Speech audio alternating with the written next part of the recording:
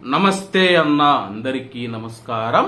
Kuwait దేశంలో క్రమక్రమంగా ఉష్ణోగ్రతలు పెరుగుతూ ఉన్నాయని చెప్పి వాతావరణ శాఖ ప్రకటించింది. జూన్ 7వ తేదీ నుంచి అత్యధిక ఉష్ణోగ్రతలు కువైట్లో నమోదవుతాయని చెప్పి వాతావరణ శాస్త్రవేత్తలు తెలుపుతూ ఉన్నారు. తాజాగా వాతావరణ శాస్త్రవేత్త ఫహాద్ ఆల్ ఒతైబీ గారు స్థానిక మీడియాతో మాట్లాడుతూ నిన్న జహరాలో ప్రపంచంలోనే అత్యధిక ఉష్ణోగ్రత 51 డిగ్రీల సెల్సియస్ నమోదయ్యిందని చెప్పి ఆయన వెల్లడించారు. భూమండలం మీద ప్రపంచవ్యాప్తంగా అత్యధిక ఉష్ణోగ్రత నిన్న ఒక్కరోజు ఎక్కడ నమోదైందంటే కువైట్లోని జహరా ప్రాంతంలో 51 డిగ్రీల ఉష్ణోగ్రత రికార్డు స్థాయిలో నమోదైనట్లు ఆయన వెల్లడించారు.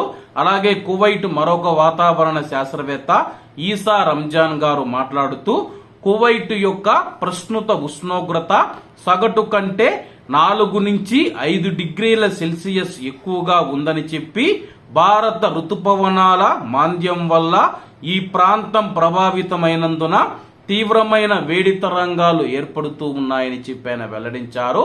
భారతదేశంలోకి ఋతుపవనాలు ప్రవేశించడంతో కువైట్ లో ఉష్ణోగ్రతలు క్రమక్రమంగా పెరుగుతూ ఉన్నట్లు ఆయన తెలిపారు.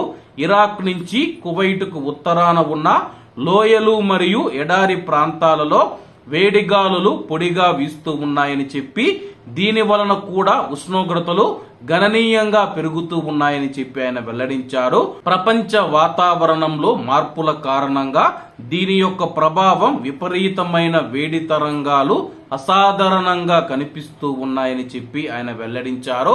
అలాగే కువైట్ లో సగటు ఉష్ణోగ్రతలు మామూలుగా మనం చూసుకుంటే ఈ సమయానికి గత సంవత్సరం 45 డిగ్రీలు అలాగా ఉంటే ఈ సంవత్సరం 50 డిగ్రీలకు చేరుకోవడం జరిగింది. సగటు ఉష్ణోగ్రతలు 4 నుంచి 5 డిగ్రీలు పెరిగినట్లు వాతావరణ శాస్త్రవేత్తలు తెలుపుతూ ఉన్న నేపథ్యంలో కువైట్ లో ఉన్న మన భారతీయ కార్మికులు బయట పని చేసేవారు కానీ ఇళ్లలో పని చేసేవారు కానీ తగినన్ని జాగ్రత్తలు తీసుకోవాలని కోరుకుంటూ అందరూ బాగుండాలి, అందులో మనం ఉండాలి. అందరికీ నమస్తే అన్న. జై హింద్.